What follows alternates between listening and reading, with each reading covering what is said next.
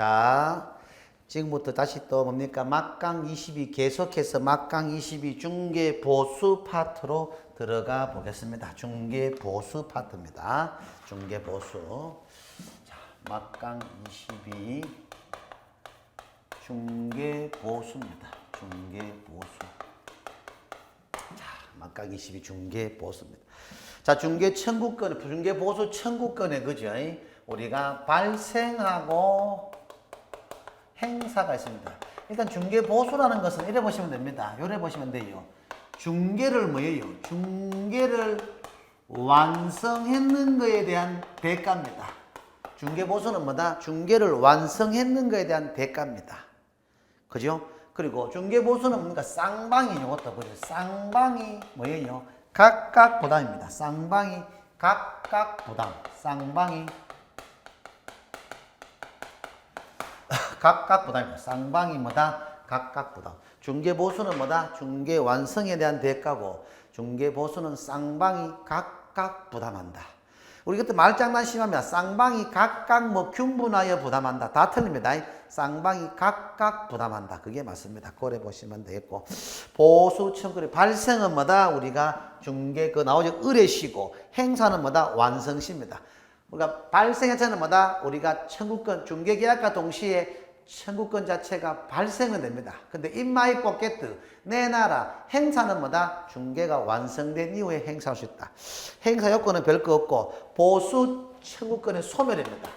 보수 청구권의 소멸은 뭐냐면은 개공의 가실로 계약이 무효나 취소나 해제되는 경우하고 의뢰인의 가실로 계약이 뭐다? 무효나 취소나 해제가 되는 경우 달라요.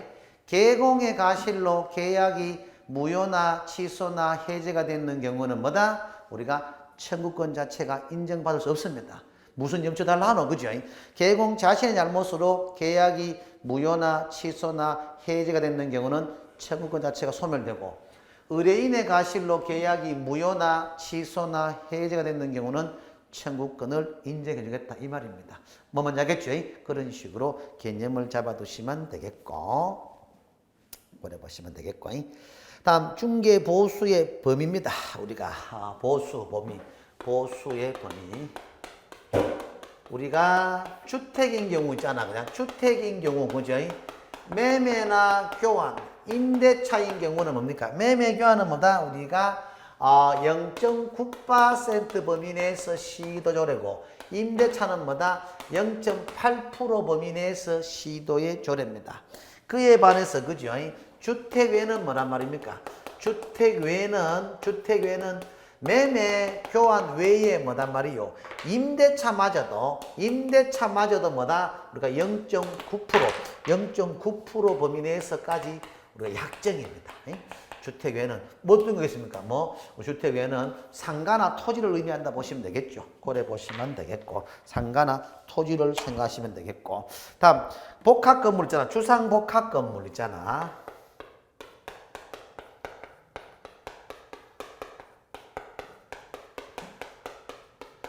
소위 말해서 뭐예요? 겸용주택입니다. 주상복합 건물, 소위 말해서 뭐다? 겸용주택입니다. 이런 경우는 뭐다? 우리가 주거의 면적이, 그죠? 주거의 면적이 2분의 1 이상인 경우하고 주거의 면적이 뭐다? 우리가 2분의 1 미만입니다. 주거의 면적이 뭐다? 2분의 1 이상. 주거의 면적이 2분의 1 미만인데 주거의 면적이 2분의 1 이상은 뭐다? 이거는 주택에 준하는 보수를 받고 주거의 면적이 2분의 1 미만은 뭐다? 주택 외다 이 말입니다. 주상복합 건물이 뭐냐 하면은 이 말입니다. 한간에 떠도는 아파트 1층부터 10층까지 상가, 11층부터 50층까지 아파트 이걸 의미하는 게 아니야. 여기서 말하는 주상복합 건물은 소유자가 한 명입니다. 즉 점포주택 또는 상가주택 들어보셨습니까? 1층엔 점포와 방 딸리고 2층에 주택 또는 1, 2층에 점포 있고 3층에 주택, 4층에 주택 즉 한 건물 전체가 소유자가 하나인 경우 주거하고 상가가 복합된 건물 있잖아. 이런 경우는 만약에 매매한다. 그걸 보수가 주택으로 결정되느냐 주택 외로 결정되느냐는 이걸로 판단합니다. 총 주거의 면적이 2분의 1 이상인 경우에는 주택을, 총 주거의 면적이 뭐다? 2분의 1 미만은 뭐다? 주택 외로 결정하겠다 이 말입니다. 뭐 뭔지 알겠죠? 총 주거의 면적 2분의 1 이상은 주택을, 2분의 1 미만은 뭐다? 주택 외로 결정하겠다 이 말입니다. 그걸 이렇게 잡아두시고. 이론적인 건 중요하지만 시험에 보니까 계산 문제 때 이래 됩니다. 1000제곱미터라는 전제를 해놓고 뭐 주거의 면적이 550이다. 이런 경우는 주택으로 보수 결정되겠나요? 주택 외로 결정되겠나요? 이런 경우는 주택으로 결정되지. 왜? 1000제곱미터에서 550이 주택이니까 당연히 2분 이상이 주거잖아. 이런 경우는 주택으로 보수가 결정되고, 주거의 면적 2분의 1 미만은 뭐다? 주택 외. 즉 계산 문제 할 때도 그런 식으로 장난을 칠 수 있으니까 잘 판단해서 가려내시면 되겠고. 다음 오피스텔, 오피스텔입니다. 오피스텔. 오피스텔은 뭡니까? 이거는 원칙의처럼 이건 주택 외입니다. 오피스텔은 이건 주택 외야. 단 뭡니까? 단 우리가 전용 면적, 그죠? 단 전용 면적 얼마입니까? 85. 전용 면적 뭐다? 85제곱미터 이하의 뭐다? 입식 부엌, 그죠? 전용 면적 85제곱미터 이하의 입식 부엌인 경우에는 뭡니까? 이런 경우는 매매나 교환은 얼마입니까? 0.5%, 그죠? 임대차는 뭐다? 0.4% 이내의 요율로 반토막 냈다 이 말입니다. 자, 그럼 그것도 중요한 것은 지금은 이거를 많이 또 장난칩니다. 초창기에는 85제곱미터 이하라는 걸 기존 전제하에서 문제를 많이 냈는데 최근에는 뭡니까? 전용 면적이 90, 95 나왔다. 그러면 이 요율을 적용하나 안 하겠나? 안 합니다. 주택 요율을 바로 간다 이 말입니다. 전용 면적 85제곱미터 이하의 입식 부엌이라는 전제하에서입니다. 혹시나 장난칠 때 입식 부엌이라는 전제를 안 달고 85제곱미터 이하라도 입식 부엌이라는 전제를 안 달잖아요. 이런 경우는 주택외입니다. 말 장난 조심하시고. 여기까지를 바꿀 정도는 시험에 안 나오겠지만 일단 면적이 85제곱미터 초과했을 경우에는 설사 입식 부엌을 설치했다 하더라도 주택 외로 가지 보수가 주택으로 결정 안 된다 이 말입니다. 그렇기 때문에 매매교환 0.5, 임대 0.4 이 요율로 안 가고 0.9%의 약정으로 그대로 간다 이 말입니다. 주택에는 0.9% 약정 그대로 가겠다 이 말입니다. 85제곱미터 이하의 전용 면적 입식 부엌인 경우에 한해서만 매매교환은 0.5%, 임대차는 뭐다? 0.4% 이내 요율로 묶어보겠다 그 말입니다. 이해되시죠? 그렇게 보시면 가장 무리가 없으실 겁니다. 고려 보시고. 다음 거래 금액 산정 기준입니다.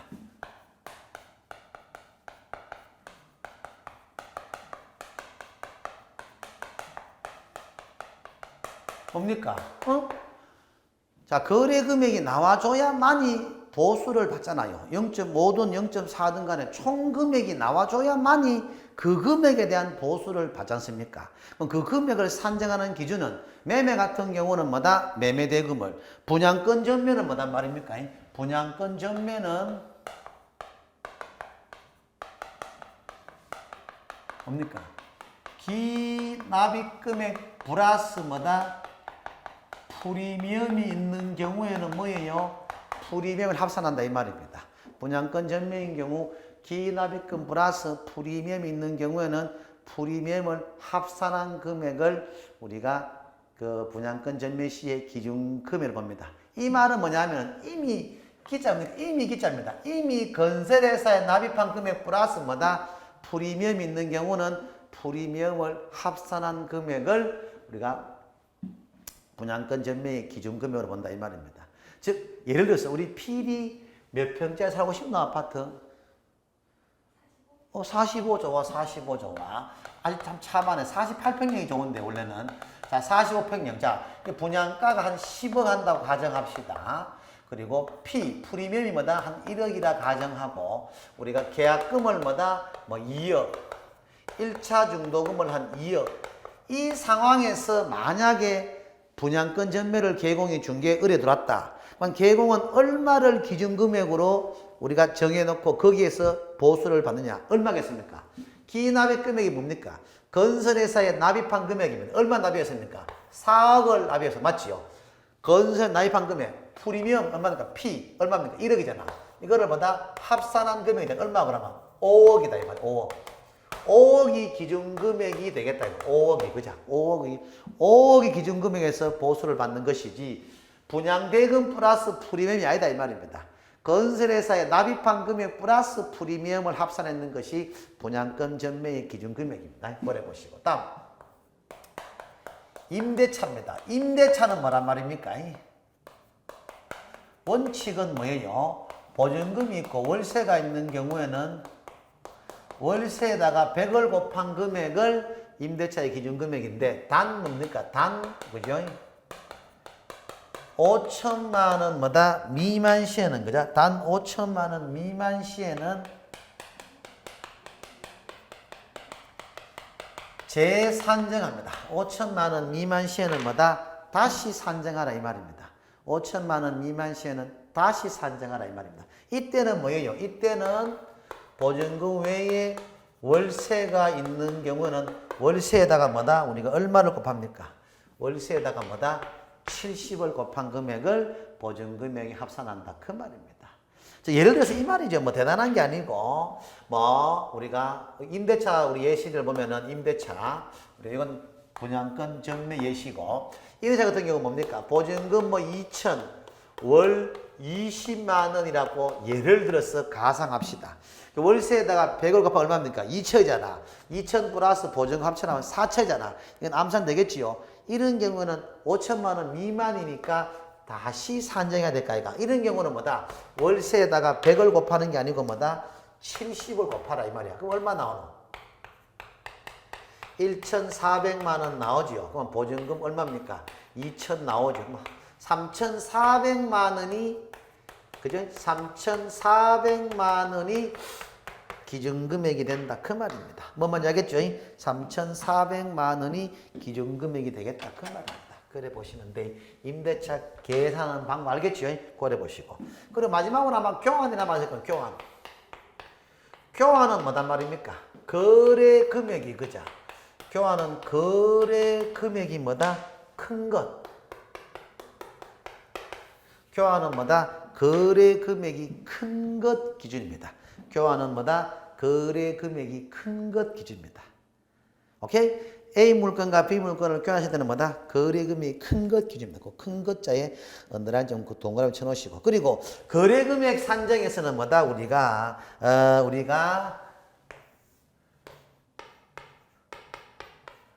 권리금이라든지, 그자? 보충금은 거래 금액에 포함시키지 않습니다. 권리금이라든지 보충금은 거래 금액에 포함시키지 않습니다. 자, 그래 보시면 별 무리 없이 될 것이고. 다음, 이론적인 내용인데, 우리가 이런 것들입니다. 요거, 동일인이, 그죠? 동일기회에 동일 대상물에 대하여, 그죠? 동일인이 동일기회에 동일 대상물에 대해서 매매를 포함한 뭐다? 둘 이상의 거래를 했다. 이때는 뭐단 말입니까? 매매에 관한 보수만 인정받습니다. 동일인이 동일기회에 동일 대상물에 대해서 매매를 포함한 둘 이상의 거래를 했다. 이때는 뭐다? 매매에 관한 보수만 인정받습니다. 이때는 딱 이런 경우밖에 없습니다. 무슨 경우냐면은, 어떤 경우냐면 이 말입니다. 매도인이 자기 집을 매매합니다. 전 매도인은 매매함과 동시에 그 매수인이 투자로 산다고 치자. 그러니까 뭐다? 전세를 또 놔야 될 거 아닙니까? 그러면 결국 전 매도인이 뭐다 말이요? 내가 그 집을 살게. 인차인도 된다 이 말이야. 즉, 전 매도인, 현 임차인 이 케이스 보면 됩니다. 자기 집을 매매함과 동시에 뭐다? 임대차를 같이 한다 이 말이야. 이제는 소유자가 아니고 임차인 되겠죠. 이런 경우는 자, 동일인 맞잖아. 매도인하고 임차인이 동일인 되잖아. 매수인하고 임차인이 동일이잖아. 그자? 동일인이고 매매계약과 동시에 했잖아. 임대차계약. 동일기회고 동일인이고 동일기회고 물건 하나 보시겠잖아. 그 집을 매매함과 동시에 그 집의 임대차 있잖아. 그러면 동일 대상물이잖아. 동일인이 동일기회에 동일 대상물에 대해서 매매를 포함한 둘 이상의 거래는 뭐다? 매매에 관한 보수밖에 인정 안 해줍니다. 임대차에 관한 보수 못 받아요. 그 말이고. 그리고 밑에는 뭐냐면 이거는 이 말입니다. 주택인 경우 있잖아. 그죠? 주택인 경우 사무소 관할 시도와 그리고 대상물 관할 시도가 그죠? 다른 경우입니다. 즉 주택인 경우 사무소 관할 시도와 대상물 관할 시도가 다른 경우는 뭐단 말입니까? 이것들은 사무소 관할 시도의 조례입니다. 대상물 관할 시도의 조례가 아니고 사무소 관할 시도의 조례입니다. 대상물 관할 시도가 아니고 사무소 관할 시도의 조례입니다. 그러면 알겠죠? 사무소 관할 시도의 조례다. 그 개념을 잡아두시면 돼요. 사무소 관할 시도 조례입니다. 그래 보시면 되고 대상물 관할 시도 조례 아니야. 그리고 보수 지급 시기도 우리가 한번 이거 좀 알아놔야 돼요. 보수 지급 시기 그죠? 이거 좀 알아놓으십시오. 이거.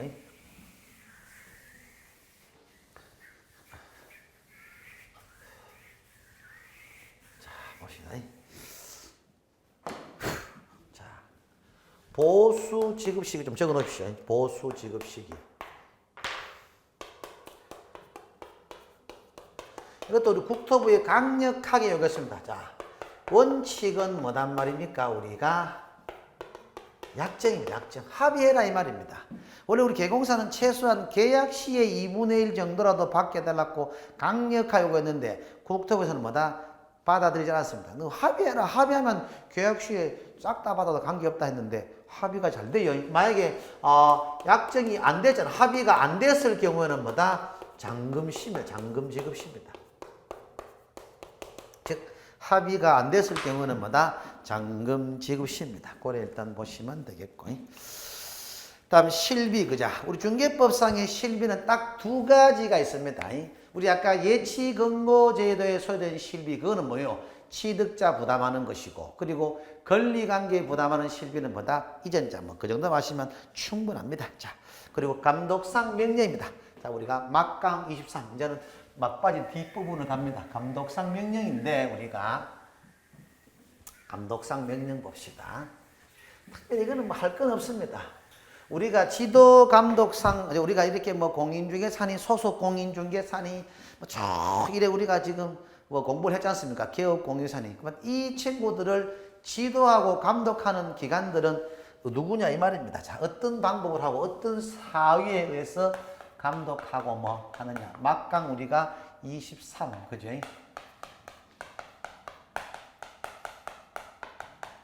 자, 지도 감독입니다. 지도 감독. 자, 지도 감독은 딱 이런 보시면 됩니다. 우리가 지도 감독 기간, 지도 감독 대상자, 지도 감독 사유, 그죠? 지도 감독 방법, 그죠? 지도. 여기서 우리가 깔끔하게 끝납니다. 지도 감독 기간, 대상자, 사유, 방법입니다. 지도 감독 기간, 대상자, 사유, 방법인데, 자, 가볍게 자료로서 이거는 카봐야 됩니다. 지도 감독 기간 아닙니까? 국장하고 시도하고 등록관청인데, 관로 안에 뭡니까? 분사무소 시군구도 지도 감독 기간에 포함되나 안 되나? 등록관청은 지도 감독 기간인데, 분사무소 시군구도 지도 감독 기간에 제외가 포함이가 분사무소 시군구도 독자적인 지도 감독 기간에는 속한다. 그 말입니다. 크게 중요하지 않으면서도 왜 이 말씀을 드냐면은 우리가 저번 시간에 우리가 앞 시간에 이런 것들을 안 배웠습니까? 분사무소는 뭡니까? 설치신고, 이전신고, 인장등록, 휴폐업, 업무정지, 보증설정이 전부 다 행정의 주체권이 누가 지고 있다? 주된 사무소 시군구가 모든 행정의 주체권을 다 가지고 있다 그랬잖아. 그죠? 근데 분사무소 시군구도 독자적인 지도, 주된 사무소 시군구만 독자적인 지도 감독권이 있는 것이 아니고 분사무소 시군구도 그 분사무소 관내에 있는 뭐다? 분사무소는 지도 감독 권한이 있다. 뭐 그런 정도를 알아두시면 되겠고. 지도 감독의 대상자는 뭡니까? 우리 개업공인중개사하고 거래정보사업자입니다. 무등록 개공 포함 거기에 언더라인 끊으십시오. 이게 약간 논란의 거리가 있는데 어차피 우리는 조문 중심으로밖에 할 수 없습니다. 어떤 책들은 소속 공인중개사, 어떤 책들은 뭐 협회까지도 지도감독의 대상자에 처분하는데 저는 조문으로만 국토부에 질의를 해봐도 마찬가지입니다. 조문상으로는 뭐다? 기업공인중개사하고 거래정보사업자, 무등록 개공 포함까지가 우리 법상의 감독상 명령의 대상자입니다. 소속 공인사는 뭐다? 지도감독의 대상자는 아닙니다. 행정처분의 대상자는 되지만 지도감독의 대상자는 아닙니다. 그런 것 조문에 따라서 공부할 수밖에 없습니다. 지도감독 대상자는 개공하고 거래정보 사업자, 즉 무등록, 그죠? 무등록 개공도 포함, 그죠? 무등록 개공도 포함입니다. 무등록 개공도 감독상 명령의 대상자에 포함된다. 그 말입니다. 뭐 먼저 하겠죠? 무등록 개공도 감독상 명령의 대상자에 속한다. 그래 보시면 큰 무리는 없을 거야. 무등록 개공도 지도감독의 대상자에 포함한다. 소속 공인중개사 있잖아. 그죠? 소속 공인중개사는 지도감독의 대상자에는 속하지 않지만 이 친구는 뭐예요? 행정처분의 대상자에는 속합니다. 오늘까지 내가 마무리하고 갈 겁니다. 아주 마무리 해드릴 것입니다. 행정처분의 대상은 된다 이 말이야. 자격정지라는 행정처분의 대상자는 됩니다. 다음 지도감독의 사유입니다. 어떤 경우에 지도감독하냐 이 말입니다. 뭡니까? 투기등, 그죠? 투기등 거울의 동량 파업하고, 그럼 뭡니까? 나오죠? 다른 법이 아닙니다. 이 법에, 그죠? 이 법에 위법한 행위를 확인하기 위해서 지도감독하고, 그리고 등록 취소나 뭐예요? 우리가 업무정지, 등록 취소라든지 업무정지, 그리고 자격 취소나 자격 정지와 같은 뭡니까? 행정처분을 위해서 뭐다? 필요한 경우입니다. 행정처분을 위해서 필요한 경우 지도 감독한다 뿐입니다. 등록 취소나 업무 정지, 자격 취소나 자격 정지와 같은 뭐다? 행정처분을 위해서 필요한 경우 지도 감독한다 이 말입니다. 그럼 결국 뭡니까? 형벌을 위해서, 그자? 징역형이나 벌금형, 형벌을 위해서는 지도 감독 하나 뭐 한다 이 말입니다. 왜 이것도 단순히 외우면 안 됩니다. 징역형이나 벌금형을 위해서는 지도감독 못함. 제발 그래 좀 공부하지 마십시오. 공부는 바운딩의 공부, 시스템의 공부인 거야. 왜냐? 우리 법상의 지도감독 기관은 뭡니까? 국장하고 시도하고 등록관청이잖아. 이 친구들은 징역형이나 벌금형 할 수 있는 능력이 있나 없나? 능력이 없습니다. 징역형이나 벌금형은 누가 합니까? 법원에서 합니다. 우리 법상의 지도감독 기관에는 법원이 있나 없나? 법원이 없습니다. 그래서 징역형이나 벌금형 등을 위해서, 즉 형벌을 위해서는 지도감독한다. 틀립니다. 고려하시면 되겠고, 그리고 그런 식으로 공부하는 게 쉽습니다. 여러분 외우지 마시고. 그리고 지도감독 방법 뭡니까? 자료를 제출하게 한다거나, 그죠? 또는 업무를 보고하게 한다거나, 그죠? 그리고 뭐예요? 우리가 사무소에, 그죠? 사무소에 출입해서 조사하는 방법, 이 세 가지가 있습니다. 여러분, 그러면 우리 무등록 개공도 지도감독의 대상자라 그랬잖아. 무등록 개공은, 그죠? 무등록 개공한테는 자료를 제출하게 하거나 업무를 보고하게 하는 방법으로는 지도감독 뭐합니다? 무등록 개공한테는 뭐다? 자료를 제출하게 하거나 업무를 보고하게 하는 방법으로는 지도감독 뭐합니다? 왜냐? 무등록 개공, 이 친구들은 뭡니까? 따지고 보면 뭡니까? 이 친구들은 일반인이야. 이 친구들한테는 행정적인 업무 보고라든지 자료 제출을 못하게 합니다. 이해되시죠? 행정적인 업무 보고라든지 자료 제출을 못하게 합니다. 그러면 그 친구도 우리가 뭡니까? 지도감독의 대상에 속하니까 그 친구가 운영하는 사무소에 출입해서 조사는 가능하다. 그래 보시면 돼요. 그래 보면 깔끔하게 되겠죠. 그래 보시면 큰 무리는 없을 거야. 자, 이러면 우리가 지도감독에 대해서는 깔끔하게 마무리됐고, 그리고 우리가 조금 더 퀄리티를 높이면은, 그자, 우리가 이런 정도를 한번 볼 수 있겠죠. 우리가 뭐냐 하면은 우리가 지도감독 파트에서, 그죠? 이런 것들 공무원이, 그죠? 사무소에, 그자, 출입시 조사할 때 있잖아. 그죠? 공무원증만 제시하면 되나? 공무원증만 제시하면 되나? 아니면 조사, 검사, 증명서 다 내보여야 되나? 조사, 검사, 증명서. 공무원증 및, 그죠? 공무원증 및 조사, 검사, 증명서 다 내보여야 됩니다. 공무원증 제시만으로 그러니까 우리가 조사를 시작할 수 있는 게 아니고 공무원증도 기본 제시하고 조사, 검사, 증명서 둘 다를 다 제시한 이후에서 공무원증은 표용하고 조사, 검사, 증명서를 내보인 이후에서나 우리가 감독상 명령, 지도감도 할 수 있다. 그래 보시면 되겠고. 그리고 우리 요 제재도 한번 볼만하면 제재가 그죠? 뭐냐면 지도감독 그러니까 우리가 위반에 대한 제재입니다. 왜 이제 갑자기 제재를 말씀드리냐? 지금 좀 있으면 바로 요 뒤에 우리가 전방위적으로 한번 하겠습니다. 정리하겠습니다만은 지도감독 예제냐면은 즉 개공이 그죠? 개공이 감독상 명령 위반했는 경우하고 거래정보 사업자가 감독상 명령 위반했는 경우는 제재가 다릅니다. 개공이 감독상 명령 위반했다. 제재가 뭐예요? 업무정지입니다. 그런데 거래정보 사업자가 감독상 명령 위반했다. 이때는 제재가 뭡니까? 500만 원 이하의 과태료다 이 말입니다. 이 말은 무슨 말이냐 하면은 동일한 잘못을 하더라도 그죠? 동일한 잘못을 하더라도 그죠? 우리가 개업공인중개사와 거래정보 사업자에보다 제재는 이렇게 다르다 이 말입니다. 뭐 먼저 겠죠? 개업공인중개사와 거래정보 사업자의 제재는 이렇게 다르다. 그런 개념들도 한 번쯤은 여러분들이 눈여겨봐둘 만한 내용들이다.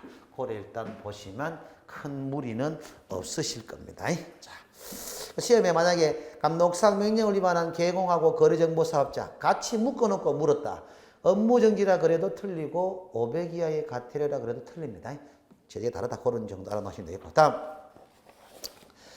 우리가 행정처분계획에서 자 요거 봅시다. 자 행정처분계획에서 요걸 한번 보고 우리가 일단은 한번 볼만합니다. 자 지도감독에서 지금부터 우리가 여러분들이 한번 제재라든지 우리가 행정처분 형벌이 뭔지 그동안 계속 공부를 했잖아. 그죠? 거기에서 우리가 한번 정리를 한번 싹 해보겠습니다. 정리를. 그죠? 지역적인 사항은 다음 시간에 하기로 하고 오늘은 전체적인 내용을 한번 잡아주겠습니다. very important한 내용이니까 꼭 좀 아셔야 됩니다, 여러분. 상당히 중요합니다. 이거 여러분들이 노트 필기를 별도로 좀 하시기 바래요. 자, 봅시다. 자, 그동안 늘 말하면서 뭐죠? 뭐 행정처분이 뭔지, 그죠? 뭐 행정형벌이 뭔지 단어만 들었지 구체적인 내용 뭐잖아. 그리고 행정질서벌이 뭔지 이렇잖아. 그죠? 질서벌은 다른 말로 뭐다? 과태료입니다. 자, 행정처분은 뭐란 말입니까? 우리가 등록 취소, 우리가 자격 취소, 그리고 지정 취소, 자격 정지, 업무정지, 그죠? 이런 것들 우리가 행정처분. 지금 하는 내용, 우리 법령 끝까지 있는 종합적인 내용을 지금 동시에 하는 겁니다. 제 강의가 이런 겁니다. 어느 하나의 지역적인 사항은 손 안 댑니다. 손 대버리면 뭐다? 전체 내용을 동시에 우리가 감안하는 거. 그래야 공부할 때 여러분들이 전체 윤곽이 나옵니다. 자, 등록 취소, 자격 취소, 지정 취소, 자격 정지, 업무 정지. 행정 형벌은 뭐였습니까? 3년 이하의 징역 또는 3천만 원 이하의 벌금입니다. 그리고 1년 이하의 징역 또는 1천만 원 이하의 벌금입니다. 이걸 소위 우리는 뭡니까? 우리는 요거를 3-3, 요걸 뭐다? 우리가 1- 이렇게 볼 수 있겠죠. 3-3, 1- 이렇게 볼 수 있습니다. 고래 보시면 되고. 행정질서벌은 뭐다? 과태료입니다. 뭡니까? 500만 원 이하의 과태료하고 100만 원 이하의 과태료, 그죠? 500만 원 이하의 과태료하고 100만 원의 과태료, 요 두 가지가 있습니다. 자, 우리 공인중개사법에서는 행정처분하고 형벌이하고 질서벌이 이게 다입니다. 너무 야겠죠? 다입니다. 자, 여기서 우리가 봐야 되는 것은 여러분, 이건 다 봅시다. 먼저 여러분 행정처분하고 행정형벌은 중복해서 할 수 있는지 또는 행정처분하고 행정질서벌은 중복해 올 수 있는지 그리고 행정형벌하고 행정질서벌은 또 중복해서 올 수 있는지 또는 행정형벌하고 같은 행정형벌을 중복해서 할 수 있는지 이것도 좀 구분해야 됩니다. 우리가 평가할 수 있다 이 말입니다. 이게 무슨 말이냐면은 뭐뭐뭐를 위반했을 때 등록도 취소시키고 징역형도 부과시킬 수 있는 이런 제재는 올 수 있나 없나? 올 수 있다 이 말입니다. 근데 그 외에는 전부 다 우리 행정적으로 불가능합니다. 뭐뭐뭐를 위반한 자는 징역형과 더불어 가태료를 부과시킨다. 뭐뭐뭐를 위반한 자는 징역형과 더불어 벌금형도 부과시킨다. 그런 행정적인 제재는 올 수가 없다 이 말입니다. 뭐뭐뭐를 위반한 자는 등록 취소와 더불어 가태료를 부과시킨다. 이것도 원칙적으로 개공한테 못 옵니다. 근데 우리 예외 아까 한번 배웠지요. 거래정보 사업자의 운영규정 위반은 뭡니까? 지정 취소란 행정처분 외에 500만 원 이하의 가태료가 중복해서 부과될 수 있다. 그런 식 정도도 한 번씩 보시면 됩니다. 그런 정도가 예외고 우리 개업공인중개사한테는 뭐다? 처분하고 질서벌은 중복해서 올 수가 없다. 그런 정도. 자, 이거 알아놓으면 도움 됩니다. 뭐 그렇게 공부를 안 하시더라도 뭐를 위반한 자는 등록도 날리고 깜빵에도 가는 이런 제재는 올 수 있지만 그 외에 뭐다? 등록 취소시키고 가태료 부과시키고 뭐 징역형 부과시키고 벌금형 부과시키고 징역형 부과시키고 뭐 가태료 부과시키고 이런 제재는 올 수가 없다 이 말이야. 위반하더라도 그거 가만 놓으시고 그리고 여러분 우리 PD야 취소가 우리가 그 사람한테 타격이 크겠습니까? 정지가 그 사람한테 우리가 타격이 크겠습니까? 그러니까 데미지가 크니까 손상을 크게 보는 게 뭐겠어? 취소가 좀 더 타격이 크겠나? 정지가 타격이 크겠나? 저기야 취소는 아예 날아가 버리는 거니까 정지는 일정 기간만 멈추는 거잖아. 그죠? 결국 이 말씀을 드린 이유는 PD가 잠시 지금 너무 장시간 공부를 하시다 보니까 좀 잠시 지금 좀 머리가 좀 안 돌아가서 그러셨는데 취소는 뭡니까? 정지보다는 좀 더 그 사람은 타격이 크잖아. 이런 경우는 뭐다? 취소 같은 경우는 뭐다? 그러니까 처분의 적법성을 위해서 청문회 기회까지 줍니다.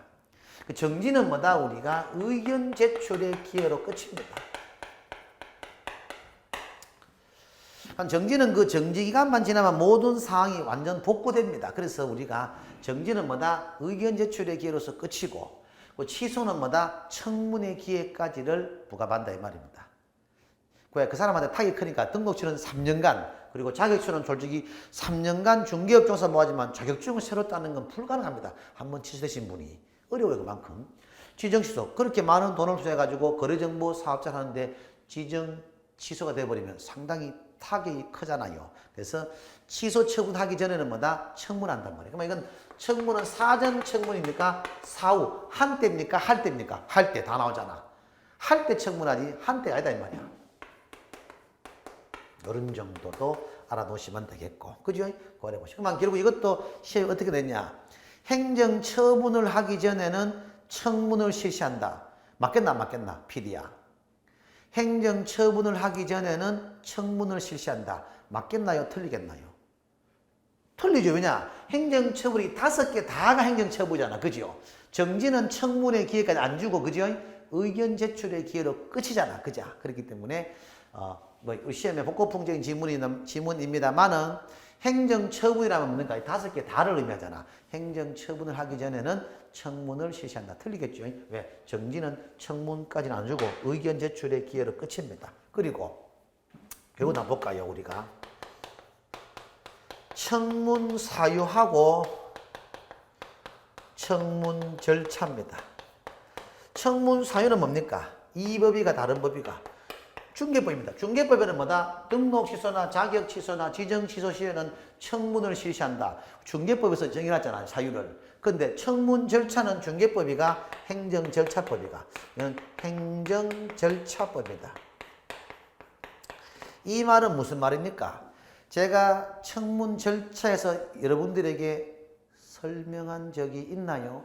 뭐 청문위원은 몇 명이다, 며칠 전까지 청문 통지한다, 이런 청문 절차에 대해서는 하나도 설명드린 게 없습니다. 이 말은 결국 뭡니까? 청문 절차는 뭐다? 중개법의 규정이 있는 것이 아니고 행정절차법의 규정에 따라 청문 절차는 진행된다 이 말입니다. 그러면 자, 청문은 뭡니까? 공인중개사의 업무 및 거래에 시행하는 법률상 뭐 며칠 전까지 청문 통지한다. 이런 답은 틀리다 이 말입니다. 청문 절차는 뭐다? 행정절차법 규정이고 청문 사유가 뭐다? 이법. 혹시 이 와중에 뭐 이법이 뭐고 이런 건 아니죠. 이 법은 뭐다? 공인중개사법입니다. 공인중개사법. 이 법은 뭐다? 중개사법을 의미합니다. 그리고 청문 사유는 뭐다? 우리가 중개법의 규정이 있습니다. 즉 중개법이 있다 이 말이야. 등록 취소나 자격 취소나 지정 취소를 하고자 할 때는 청문을 실시한다. 중개법 규정이 있다 이 말입니다. 자, 그리고 이것도 말해야 됩니다. 중요합니다. 사후 조치입니다. 사후 조치. 즉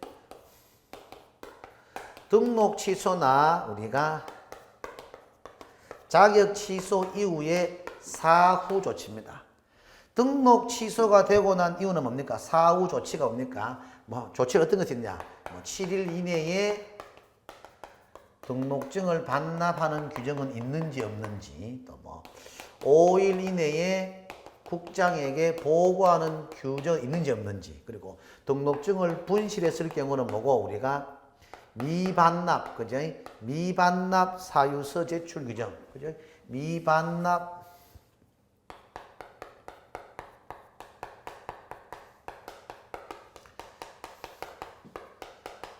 사유서 제출 규정이 있는지 없는지를 판단한다. 이게 있나 없나 사후 조치 이 말입니다. 즉 등록 취소 이유는 그죠? 7일 이내에 등록증 반납하는 규정은 있지만 5일 이내에 국장에게 보고하는 규정, 그 등록증을 분실하거나 훼손했을 때 미반납 사유서 제출 규정은 없습니다. 미반납 사유서 제출 규정은 없다 이 말입니다. 뭐 뭔지 알겠죠? 미반납 사유서 제출 규정은 없다. 그래 보시면 돼요. 미반납 사유서 제출이 없다. 그러나 자격 취소 이후에는 뭐단 말입니까? 7일 이내에 자격증 반납하는 규정, 5일 이내에 국장에게 보고하는 규정, 미반납 사유서 제출 규정이 다 있다 이 말입니다. 이건 지역적으로 따로 물어도 잘 내지만도 시험에 이 종합적으로 잘 묻습니다. 등록 취소나 자격 취소 이후에는 5일 이내에 국장에게 보고하는 규정이 있다. 틀리겠지요. 왜? 등록 취소는 보고 규정이라든지 미반납 사유서 제출 규정이 없습니다. 그러나 자격 취소 이후에는 뭡니까? 7일 이내에 등록증 반납 규정, 5일 이내에 국장에게 보고하는 규정, 미반납 사유서 제출 규정을 다 인정한다. 이런 정도 잡아 놓으시면 되겠고. 다음 중요한 계속 갑니다. 그리고 등록 취소하고 업무정지, 그리고 자격 취소하고 자격정지, 그리고 지정취소입니다.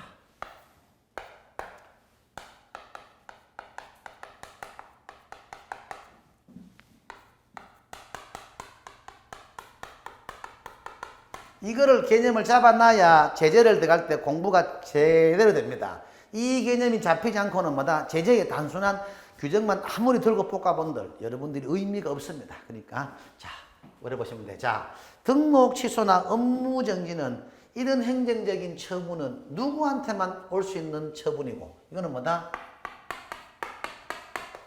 개업공인중개사한테만 올 수 있는 행정적인 처분입니다. 개업공인중개사한테만 올 수 있는 행정처분이고 자격 취소는 누굽니까? 이거는 뭐다? 공인중개사한테만 올 수 있는 행정적인 처분이고 자격 정지는 누굽니까? 이거는 뭐다? 소속 공인중개사, 그죠? 소속 공인중개사한테만 올 수 있는 행정적인 처분이다. 그 말입니다. 그리고 지정취소는 뭡니까? 이거는 거래정보 사업자한테만 올 수 있는 행정적인 처분이다. 그 말입니다. 이 말이 무슨 말이냐면 그 자체를 시험에 묻게 하겠어요. 다음 주는 등록 취소의 대상자 누구냐? 1번 공인중개사, 뭐 2번 소속 공인사, 3번 거래정보 사업자, 4번 개업공인중개사, 5번 김강사 이런 거야 내겠습니까? 많은 일단 등록 취소라든지 업무 정지라는 단어를 던져놓고 뭐다? 거래정보 사업자나 공인중개사나 소속 공인사는 문맥 자체가 성립이 안 됩니다. 등록 취소와 업무 정지는 뭐다? 개업 공인중개사한테만 올 수 있는 행정정지되고, 공인중개사는 뭐다? 자격 취소. 소속 공인사는 뭐다? 자격 취소 올 수 있습니다만은 대표적으로 자격 정지. 거래정보 사업자는 뭐다? 지정 취소입니다. 그래서 거래정보 사업자란 단어를 던져놓고 등록 취소니 업무 정지니 자격 취소니 자격 정지니 그런 자체는 문맥 자체가 말이 안 맞다 그 말입니다. 뭐 뭔지 알겠죠? 그런 게 잡아두시고. 그리고 이 개업공인중개사에 대한 모든 행정적인 권한은 누가 쥐고 있습니까? 등록관청입니다. 개업공인중개사에 대한 모든 행정적인 권한 누가 쥐고 있다? 등록관청이 쥐고 있습니다. 공인중개사와 소속 공인중개사에 대한 모든 행정적인 칼자 누가 쥐고 있다? 등록 자격증을 뭐다? 교부한 시도지사입니다. 교부한 시도지사. 거래정보 사업자에 대한 모든 행정적인 권한 누가 쥐고 있다? 이는 국토교통부 장관입니다. 국토부 장관이다. 이 말입니다. 이 말입니다. 뭐뭐뭐를 위반한 개업공인중개사라는 단어를 던져놓고 시도지사라든지 국토부 장관이 등록증을 뺏어버린다, 정지를 시킨다, 업무정지를 시킨다, 안 시킨다. 그 자체가 말이 안 맞습니다. 뭐뭐뭐를 위반한 공인중개사나 소속 공인중개사 단어를 던져놓고, 그죠? 우리가 등록관청이나 국토부 장관이 자격증을 뺏어본다, 자격정지를 시킨다, 안 시킨다. 그 자체는 문맥이 안 맞습니다. 뭐뭐뭐를 위반한 거래정보 사업자라는 단어를 던져놓고, 그죠? 등록관청이나 시도지사가 지정을 취소시킨다, 안 시킨다. 이 자체가 문맥하고는 관계없다. 그 개념을 잡아둘 필요성이 있다. 상당히 알아두면 도움됩니다. 그래보시고 개념의 승리일 겁니다. 그래보시고. 그리고 자격정지와 업무정지, 그죠? 그리고 500만 원 이하의 과태료와 100만 원 이하의 과태료는 뭡니까? 이거는 뭡니까? 동기만 동기, 결과만 결과, 횟수만 횟수 등을 종합적으로 고려해가 뭐다? 2분의 1의 범위 내에서 뭐단 말입니까? 가중 또는 경감입니다. 2분의 1의 범위 내에서 뭐다? 가중 또는 경감이고, 그리고 중개법이 아니다마는 거래신고 등의 법률이다마는 실거래가 신고 3천만 원 이하의 과태료하고 권리 취득가액의 100분의 5 이하에 상당하는 과태료 있잖아. 이거는 뭡니까? 동기만 동기, 결과만 결과, 횟수만 횟수 등을 종합적으로 고려해가 뭐다? 5분의 1의 범위 내에서 가중 또는 경감입니다. 5분의 1의 범위 내에서 뭐다? 가중 또는 경감입니다. 뭐 뭔지 알겠죠? 그 시험에도 빤하잖아요. 자격정지는 동기나 결과나 횟수 등을 종합적으로 고려해서 5분의 1 가면 틀릴 것이고 2분의 1은 맞고 그런 정도. 500만 원 이하도 마찬가지입니다. 요 네 가지는 뭐다? 2분의 1. 요 두 가지는 5분의 1입니다. 이론적인 것도 묻습니다만은 금액 계산 안 묻습니다. 그 정도까지 나올 것이 없고 이론적으로 묻습니다. 그리고 이론적으로 뭘 묻냐면은 동기나 결과 횟수를 다 고려하지 어느 하나만 고려하는 것이 아니다 이 말이야. 과태료 금액이라든지 정지기간을 산정할 때는 동기나 결과나 횟수 등을 종합적으로 다 고려해서 우리 금액 산정이라든지 기간 산정한다. 그리고 아무리 경감을 신경 쓸 거 없습니다. 아무리 가중 처분 시키더라도 뭐다? 500 이하의 과태료나 100 이하는 뭐다? 500, 100을 넘기지를 못하고 정지는 뭐다? 6개월을 초과 못합니다. 즉 본 강사가 아무리 자격정지에 관한 잘못을 동기도 불손하고 결과도 의뢰인이 피해를 받고 횟수도 열어버리다. 정지는 최대 6개월입니다. 그 기간을 초과 못한다 이 말입니다.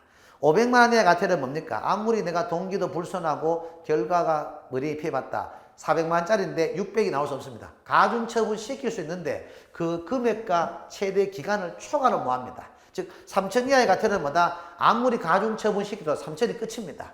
500의 과태료는 뭐다? 아무리 가중처분 시키더라도 2분의 1 범위 내에서 500 금액을 초과는 못한다 이 말입니다. 경감은 신경 쓸 거 없겠죠. 자, 그런 정도 보시면은 깔끔하게 여러분들이 진행이 될 것이고, 그 도표 받는 것보다도 전체를 한번 제가 도시겠습니다. 좀 쉬었다가는 우리가 개업공인중개사에 대해서 이제 세부적으로 행정처분부터 하나하나 개업공개사, 공개사 쭉 나가고, 그리고 법령을 끝을 내고 그 뒤에 계속해서 진행할 수 있도록 형벌을 하고 과태료, 포상금까지 다 끝내고 거래신고 등의 법률로 진행하면 됩니다. 자, 그럼 쉬었다가 막강 24 개업공인중개사에 대한 행정처분부터 들어가겠습니다. 자, 좀 쉬었다 하겠습니다.